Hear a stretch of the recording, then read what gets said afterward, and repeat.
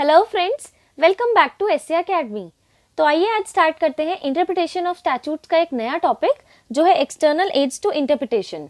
और अगर अभी तक आपने इंटरनल एड्स वाली मेरी वीडियो नहीं देखी है तो फटाफट से आई बटन पे क्लिक करके वो वीडियो देख लीजिए, क्योंकि एक्सटर्नल एड्स को समझने से पहले हमें इंटरनल एड्स के बारे में पता होना चाहिए। आइए स्टार्ट करते हैं। एंड बिफोर स्टार्टिंग चैनल को सब्सक्राइब करना मत भूलिएगा और बेल आइकन तो ज़रूर प्रेस करना, क्योंकि आगे बहुत सारी वीडियोस आने वाली हैं और आपको बहुत बेनिफिट होगा, बिलीव मी। तो आइए देखते हैं एक्सटर्नल एड्स क्या होते हैं। जो भी चीज़ें स्टैट्यूट से बाहर की होती हैं। इंटरनल एड्स तो वो होती हैं जो हमें स्टैट्यूट के अंदर ही मिलती हैं, जैसे प्रीएम्बल, हेडिंग्स, मार्जिनल नोट्स, ये सब चीज़ें। बट एक्सटर्नल एड्स का मतलब है जो एक्सट्रिंसिक मैटर होता है, जो हमें एक्ट के अंदर या फिर स्टैट्यूट के अंदर नहीं मिलता, जो बाहरी चीज़ें होती हैं, जो रिसोर्सेज होते हैं, जैसे उस एक्ट की हिस्ट्री क्या है, उससे रिलेटेड क्या कमीशन बैठी थी, उन्होंने क्या रिपोर्ट दी थी, कॉन्स्टिट्यूशन में उसके अकॉर्डिंग क्या कहा गया है, ये सारी चीज़ें जो हैं वो एक्सटर्नल एड्स होती हैं। तो एक्सटर्नल एड्स के बारे में समझना हमारे लिए इंटरनल एड्स के बारे में समझने से भी ज़्यादा ज़रूरी है। आइए देखते हैं। हमारा पहला एक्सटर्नल एड है constituent assembly debates for constitutional interpretation. अब इसका क्या मतलब होता है, क्योंकि कॉन्स्टिट्यूशन तो एक सुप्रीम अथॉरिटी है और कॉन्स्टिट्यूशन में हमें सारी चीज़ों के बारे में पता चलता है। तो जब कॉन्स्टिट्यूशन बना था तो बहुत सारी डिबेट्स हुई थी और उनमें काफ़ी सारे प्रोविजंस निकले थे। अब उन प्रोविजंस को हमें कैसे देखना चाहिए कि हमारे पास 3 ऐसे मेजर्स हैं जिनके बेसिस पे हमें वो कॉन्स्टिट्यूशनल प्रोविजंस को रीड करना चाहिए। सबसे पहली चीज़ है the interpretation of constitutional provision. अब for example right to life है एंड पर्सनल लिबर्टी। इसमें कौन कौन से राइट्स आते हैं और कौन कौन से राइट्स नहीं आते हैं। क्या हमारा राइट टू सेफ्टी जो है वो पर्सनल लिबर्टी में इंक्लूड किया जाता है या नहीं, क्या ये हमारा पर्सनल राइट है या नहीं। ये चीज़ हमें तब पता चलेगी जब हम पर्टिकुलर कॉन्स्टिट्यूशनल प्रोविजन को इंटरप्रेट करेंगे। नेक्स्ट थिंग है testing of one constitutional principle over another. इसका मैं बहुत अच्छा एग्जाम्पल बताती हूँ आपको कि freedom of speech and expression है वो हमारी पर्सनल लिबर्टी में इंक्लूडेड है या नहीं है। ये हम टेस्ट कर रहे हैं कि हमारा एक जो प्रिंसिपल है वो दूसरे प्रिंसिपल का पार्ट है या नहीं है। नेक्स्ट इंपॉर्टेंट मेजर है adjudicating the question of law upon constitutional principle. अब फॉर एग्जाम्पल कोई भी XYZ स्टैट्यूट है जो एक्विजिशन के ऊपर बना हुआ है, तो वो राइट टू प्रॉपर्टी के ऊपर बेस्ड है। तो हमें ये देखना पड़ेगा कि वो जो राइट टू प्रॉपर्टी के ऊपर बेस्ड है वो कॉन्स्टिट्यूशन में गारंटी किया गया है या नहीं, मतलब वो कॉन्स्टिट्यूशन के अकॉर्डिंग वैलिड है या नहीं। तो ये हमारा क्वेश्चन ऑफ लॉ है जो हम इन प्रोविजंस से आंसर ढूंढ सकते हैं। तो सबसे पहले तो हमें कॉन्स्टिट्यूशन में जो ये 3 मेजर्स हैं इनके बेसिस पे चेक करना होता है कि कौन कौन से प्रोविजंस जो हैं वो कॉन्स्टिट्यूएंट असेंबली ने अपनी डिबेट्स में बनाए थे। ये वो डिबेट्स होती हैं जो जब कॉन्स्टिट्यूशन बन रहा था, उसमें वो प्रोविजंस को बनाया जा रहा था, तब ये डिबेट्स करी गई थी। और इन डिबेट्स का बिलीव में बहुत इंपॉर्टेंस है, क्योंकि इन डिबेट्स से हमें ये पता चलता है कि इस पर्टिकुलर स्टैट्यूट को बनाने के लिए हमारे कॉन्स्टिट्यूशन फ्रेमर्स ने कितनी मेहनत करी थी और उन्होंने क्या क्या तर्क वितर्क सामने रखे थे। तो वो जानना हमारे लिए यहाँ बहुत ज़रूरी है। अब यहाँ बहुत इंपॉर्टेंट एक केस लॉ है, Aruna Roy versus union of India. इसमें ये बात बोली गई थी कि court of law must gather the spirit of constitution from language used in constitution. Obvious सी बात है, अगर मैं आपसे बात कर रही हूँ, मैं किस लैंग्वेज में बात कर रही हूँ वो बहुत इंपॉर्टेंट होता है, क्योंकि उससे हम ये जज कर सकते हैं कि मैं क्या कहना चाह रही हूँ। तो ऑब्वियसली कॉन्स्टिट्यूशन में जिस लैंग्वेज में उस प्रोविजन को लिखा गया है वो हमें स्पिरिट बता देता है कि वो पर्टिकुलर प्रोविजन क्या स्पिरिट शो करता है, उसका नेचर क्या है। और ऑब्वियसली एक और इम्पॉर्टेंट बात कि इंटरप्रिटेशन जब हम करते हैं किसी भी स्टैट्यूट की तो उसके लिए कुछ रूल्स होते हैं, हम उन रूल्स को ज़रूर फॉलो करेंगे। अगर हम उन रूल्स को फॉलो नहीं करेंगे तो कॉन्स्टिट्यूशन प्रोविजन का क्या स्पिरिट है, क्या नेचर है, वो हमें नहीं पता चल पाएगा। अब कॉन्स्टिट्यूशनल इंटरप्रिटेशन के लिए हमारे पास कुछ मेथड्स हैं। जैसे एक पहला मेथड है टेक्सचुअलिज्म और ओरिजिनलिज्म। अब हमें ओरिजिनलिज्म को ध्यान देना पड़ेगा, क्योंकि हमारे सामने जो भी प्रोविज़न है उस प्रोविज़न की ओरिजिनलिटी हमारे सामने आनी चाहिए।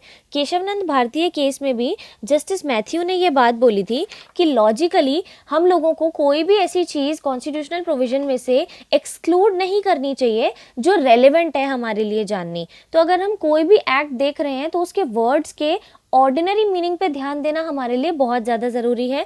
अगर हम उसके ऑर्डिनरी मीनिंग पे ध्यान नहीं देंगे तो उस पर्टिकुलर कॉन्स्टिट्यूशनल प्रोविज़न के बारे में क्या उसके मैकेनिज्म्स हैं और क्या उसको फॉलो करने का प्रोसीजर है, वो हम नहीं समझ पाएंगे।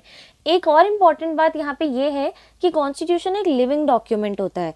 कनाडा में ये बहुत ज़्यादा एक्सेप्टेड मेजर है। तो कॉन्स्टिट्यूशन अगर एक लिविंग डॉक्यूमेंट है और वो स्टैटिक नहीं है, डायनेमिक डॉक्यूमेंट है, तो हम उसको बहुत ज़्यादा एक हमारे पास एक इंटरप्रिटेशन का ज़रिया समझ सकते हैं, क्योंकि टाइम टू टाइम जैसे जैसे मॉडर्नाइजेशन हो रही है, अमेंडमेंट्स होती जाएंगी, तो उनके साथ साथ हम कॉन्स्टिट्यूशन में आने वाले चेंजेस को साथ साथ पढ़ सकते हैं, और वो बहुत इंपॉर्टेंट है क्योंकि उस पर ध्यान देना काफ़ी ज़्यादा ज़रूरी है। नेक्स्ट एड है constitution of India itself, and ये तो बहुत इंपॉर्टेंट है क्योंकि कॉन्स्टिट्यूशन एक सुप्रीम और फंडामेंटल लॉ है हमारी कंट्री का। जब से कोई भी स्टैचूट बना जाता है या कोई भी स्टैचूट इनैक्ट होता है, तो उसके कुछ जनरल प्रिंसिपल्स हमारे सामने आ जाते हैं कि वो कॉन्स्टिट्यूशन के अकॉर्डिंगली कैसे एप्लीकेबल है, किस तरीके से, किस ढंग से उसको आगे फॉलो किया जाएगा।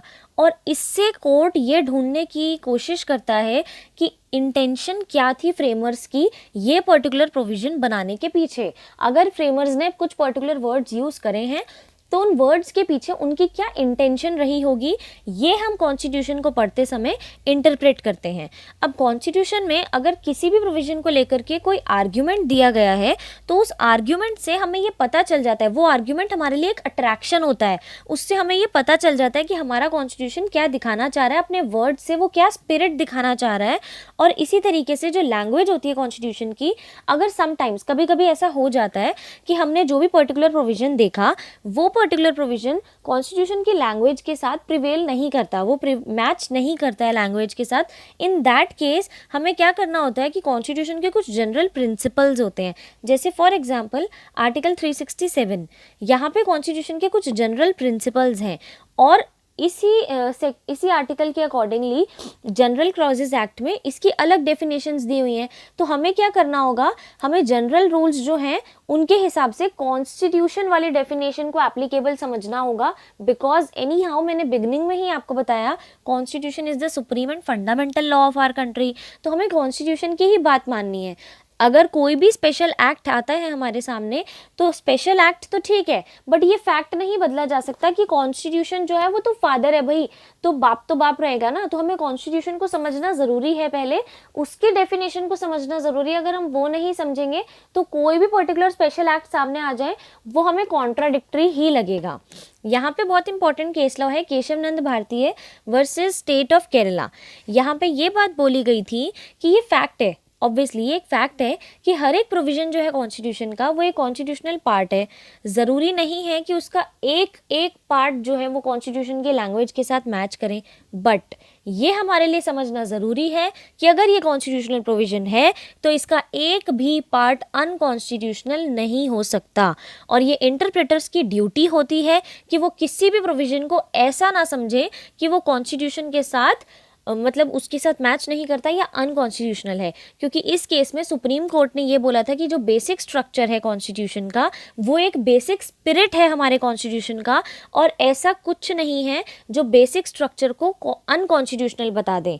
सुप्रीम कोर्ट ने उसके बाद में ये भी बोला गया था कि पार्लियामेंट के पास फ्रीडम होती है कि वो लॉज इनैक्ट कर सकता है, जिसकी वजह से वो लिबर्टी या कुछ ऐसी चीज़ें बना सकते हैं जिसमें वो कॉन्स्टिट्यूशन के फ्रेमवर्क में चेंजेस ला सकते हैं, but only with in the framework of constitution.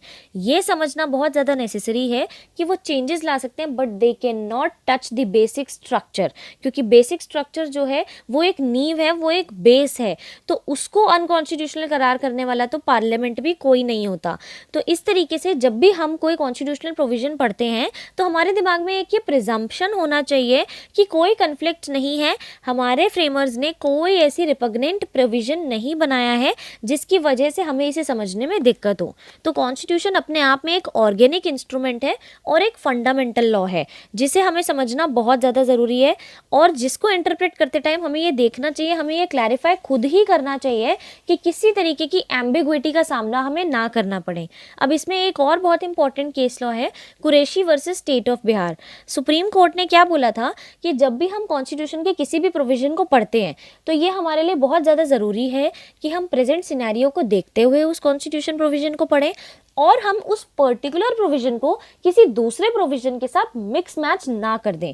जैसे इस केस में क्या बोला गया था, सुप्रीम कोर्ट ने ये बोला था कि डायरेक्टिव प्रिंसिपल्स तो हमारे साथ हैं, बट डायरेक्टिव प्रिंसिपल्स को फॉलो इस तरीके से किया जाना चाहिए कि वो फंडामेंटल राइट्स को किसी सूरत में वायलेट ना करें, और ये बहुत इंपॉर्टेंट है। Next very important case law is Bhatia international versus bulk trading SA। यहाँ पे सुप्रीम कोर्ट ने ये बोला गया था कि सपोज अगर एक से ज़्यादा इंटरप्रिटेशन पॉसिबल है किसी भी स्टैट्यूट की, तो कोर्ट को वो इंटरप्रिटेशन चूज करनी होगी जो लेजिस्लेचर की इंटेंशन दिखाता है, क्योंकि ये बहुत ज़्यादा ज़रूरी जानना है कि लेजिस्लेचर जो है उसने क्या सोच के, किस इंटेंशन के बेसिस पे लेजिस्लेचर ने ये पर्टिकुलर मतलब इंटरप्रिटेशन दी है, ये इनैक्टमेंट दी है, तो हम उसे जाने बिना आगे नहीं बढ़ सकते। तो ये एक बहुत इंपॉर्टेंट कड़ी है हमारे लिए कि हमें अगर कोई भी स्टैट्यूट के बारे में रीड करना है तो हमें उसके पीछे छुपी हुई लेजिस्लेचर की इंटेंशन को देखना है कि उन्होंने ये बनाया ही क्यों होगा। ओके, तो हम जब कॉन्स्टिट्यूशन को पढ़ते हैं, कॉन्स्टिट्यूशन को इंटरप्रेट करते हैं, तो फ्रेंड्स हमें कुछ रूल्स का ध्यान रखना चाहिए कि अगर जो वर्ड्स हैं वो क्लियर हैं तो हमें उन्हें पूरा इफेक्ट दे के पढ़ना चाहिए, हमें उन्हें कहीं भी किसी तरीके से कॉन्ट्राडिक्ट नहीं करना चाहिए। हमें कॉन्स्टिट्यूशन को होल ऑफ मतलब पूरे तरीके से रीड करना चाहिए, और प्रिंसिपल्स जो हैं, हम जो भी कॉन्स्टिट्यूशन के प्रिंसिपल्स पढ़ते हैं हमें उन्हें लिबरल सेंस में पढ़ना चाहिए और उन्हें लिबरल सेंस में हमें इंटरप्रेट करना चाहिए। इंटरनल और एक्सटर्नल एड्स को हम बहुत ज़रूरी ध्यान रखें कि जब हम कॉन्स्टिट्यूशन के प्रोविजंस को पढ़ रहे हैं तो इंटरनल और एक्सटर्नल दोनों एड्स को हम इंटरप्रेट करते टाइम पे यूज़ करें, क्योंकि कौन सा स्टैट्यूट कहाँ प्रिवेल कर रहा है वो जानना हमारे लिए टफ होता है। तो इसीलिए हम अगर हर तरीके के एड को प्रिवेल करेंगे तो वो हमारे लिए बहुत यूज़फुल होगा। नेक्स्ट एड है हमारा लेजिस्लेटिव हिस्ट्री। अब हिस्ट्री का बहुत इंपॉर्टेंट रोल होता है, क्योंकि हिस्टोरिकल सेटिंग क्या है उस पर्टिकुलर चीज़ के पीछे वो जानना ज़रूरी है। तो अगर हमें कोई भी स्टैट्यूट पढ़ना है तो उस स्टैट्यूट के पीछे छुपी हिस्ट्री, पार्लियामेंट्री हिस्ट्री, उसके हिस्टोरिकल फैक्ट्स, क्या क्या ऐसे उसके पीछे क्या एफर्ट्स किए गए थे, क्या क्या ऐसे पेपर्स थे, क्या डिसीजंस थे, वो सब जानना हमारे लिए ज़रूरी होता है। तो ये एक एक्सटर्नल सर्कमस्टांसेस से हमें पता चलता है कि इस पर्टिकुलर स्टैट्यूट के हिस्टोरिकल फैक्ट्स क्या थे, क्योंकि अगर कोई लॉ है उस लॉ की क्या हिस्ट्री थी, वो लॉ कब ऑल्टर किया गया, उस लॉ का बिल कब आया, वो बिल कब पास हुआ, ये सारी चीज़ें जानेंगे अगर हम, तभी हम उस लॉ की एक स्पिरिट को और उस लॉ की क्या नींव है, क्या फाउंडेशन है, उसे हम समझ पाएंगे। और ऑब्वियसली लेजिस्लेटिव इंटेंट को जानने के लिए भी हमें ये पढ़ना पड़ेगा कि क्या क्या उसके पीछे तक होता आया है, वो लॉ क्या क्या झेल के आगे बढ़ा है। तो वो जो उसके स्टेजेस हैं, उन स्टेजेस को जानने के लिए पार्लियामेंट्री हिस्ट्री को जानना हमारे लिए बहुत ज़्यादा ज़रूरी होता है। इसमें क्या क्या चीज़ें आती हैं कि उस लॉ के पीछे, पर्टिकुलर स्टैट्यूट के पीछे क्या आइडिया छुपा है, वो क्यों बनाया गया है, क्या क्या डिबेट्स हुई हैं, जो मैंने आपको बताया कि बिल की ड्राफ्टिंग किस तरीके से हुई है। और हम देखते हैं बहुत सारे, हम कोई भी आज के टाइम पे स्टैट्यूट देख लें उसमें अमेंडमेंट हुई होती है।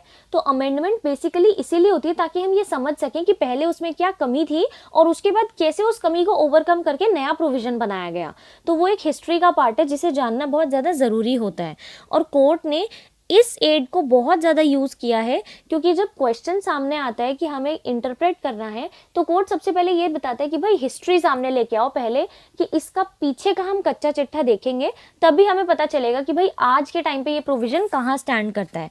पार्लियामेंट्री हिस्ट्री जो है ओरिजिनल फॉर्म में वो प्रोग्रेस देखती है कि कैसे कैसे प्रोग्रेस हुई है, और उस प्रोग्रेस के बेसिस पे वो आगे जज करने की कोशिश करते हैं कि ये जो स्टैट्यूट है ये आज के ट्रेडिशनल व्यू के हिसाब से कहाँ स्टैंड करता है। अगर मैं इंग्लिश पार्लियामेंट की बात करूं तो वहाँ पे वो हिस्ट्री को इतना ज़्यादा कंसिडर नहीं करते हैं, और इसीलिए सुप्रीम कोर्ट ने भी स्टार्टिंग में ये डिसाइड किया था कि वो हिस्ट्री को कंसिडर नहीं करेंगे। इसीलिए हमारे कोर्ट्स जो हैं वो कभी कभी ओकेजनल बेसिस पे पार्लियामेंट्री हिस्ट्री को चेक कर लेते हैं, बट आज के टाइम पे इंग्लिश कोर्ट्स को फॉलो करते हैं, इसीलिए लेजिस्लेटिव हिस्ट्री को ज़्यादा कंसिडर नहीं किया जाता। यहाँ इंपॉर्टेंट केस लॉ है Indira Svane versus union of India, 1992 का केस लॉ है ये। यहाँ पे क्या हुआ था कि जब आर्टिकल 16 क्लॉज 4 को इंटरप्रेट किया जा रहा था तब कॉन्स्टिट्यूशन ने एक मदद ली। उन्होंने वो मदद कहाँ से ली? डॉक्टर BR अम्बेडकर की एक स्पीच थी कॉन्स्टिट्यूशनल असेंबली की, उन्होंने वहाँ से वो स्पीच उठाई और उस स्पीच के ज़रिए जो पार्लियामेंट्री डिबेट हुई थी उस डिबेट को, उसके बैकग्राउंड को, उसके ऑब्जेक्टिव को उन्होंने देखा, और उसके बाद उन्हें पता चला कि क्या क्या सारी चीज़ें हैं, कैसे कैसे कोर्ट को ये सारी रेफरेंसेस के थ्रू क्या फॉलो करना है। और फिर मंडल रिजर्वेशन केस में भी सुप्रीम कोर्ट ने पार्लियामेंट्री हिस्ट्री को एज एन एड समझा इंटरप्रिटेशन के लिए। तो तो इसका मतलब सीधी सादी बात है कि जब कोर्ट इस चीज़ को ले रहा है, कोर्ट कंसिडर कर रहा है कि हाँ हमारे लिए हिस्ट्री जानना ज़रूरी है, तो ऑब्वियसली हमें भी इंटरप्रेट करने के लिए पार्लियामेंट्री हिस्ट्री का पता होना बहुत ज़्यादा ज़रूरी है। यहाँ पे एक और केस है इंपॉर्टेंट, हर्षरन वर्मा वर्सेस त्रिभुवन नारायण सिंह, 1971 का केस है ये। यहाँ पे क्या हुआ था कि त्रिभुवन नारायण सिंह जो है वो यूपी के चीफ मिनिस्टर बने थे, बट उनका चीफ मिनिस्टर बनना चैलेंज कर दिया गया था क्योंकि वो उस टाइम पे ना तो विधानसभा के मेंबर थे ना विधान परिषद के मेंबर थे। तो ये बोला गया कि अगर हम आर्टिकल 164 क्लॉज 4 जो है कॉन्स्टिट्यूशन का उसे इंटरप्रेट करते हैं, तो सुप्रीम कोर्ट ने ये बोला, क्योंकि ये चैलेंज इसलिए किया गया था कि ये बोला कि नहीं ये तो कहीं के भी मेंबर नहीं थे, तो ये डायरेक्ट चीफ मिनिस्टर कैसे बन सकते हैं। तो उसके बाद सुप्रीम कोर्ट ने इस आर्टिकल को इंटरप्रेट करते हुए ये बोला कि मिनिस्टर बनने के लिए मेंबर ऑफ लेजिस्लेचर होना उस टाइम पे ज़रूरी नहीं था। तो सुप्रीम कोर्ट ने एक अमेंडमेंट को रेफर किया, जो कॉन्स्टिट्यूएंट असेंबली की एक अमेंडमेंट हुई थी, जिसमें यह बोला गया था कि a minister at the time of his being chosen should be a member of legislature.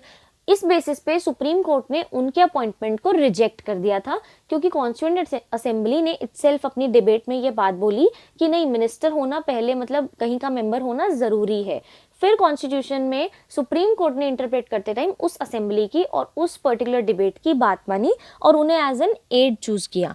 तो ऑब्वियसली हिस्टोरिकल फैक्ट्स हमारे लिए बहुत ज़्यादा ज़रूरी होते हैं और हिस्ट्री को समझना हमारे लिए एक ट्रांजैक्शन में ज़रूरी होता है, एफिशिएंट होता है, ताकि हम अपनी जस्टिस की एडमिनिस्ट्रेशन को अच्छे से फुलफिल कर पाएँ। और इवोल्यूशन तो करना ज़रूरी है, क्योंकि history always acts as an useful guide.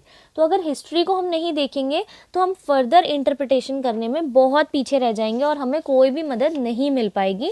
तो वो हमारे लिए काफ़ी ज़्यादा ज़रूरी है कि हम history, legislative history, parliamentarian history को ध्यान दें।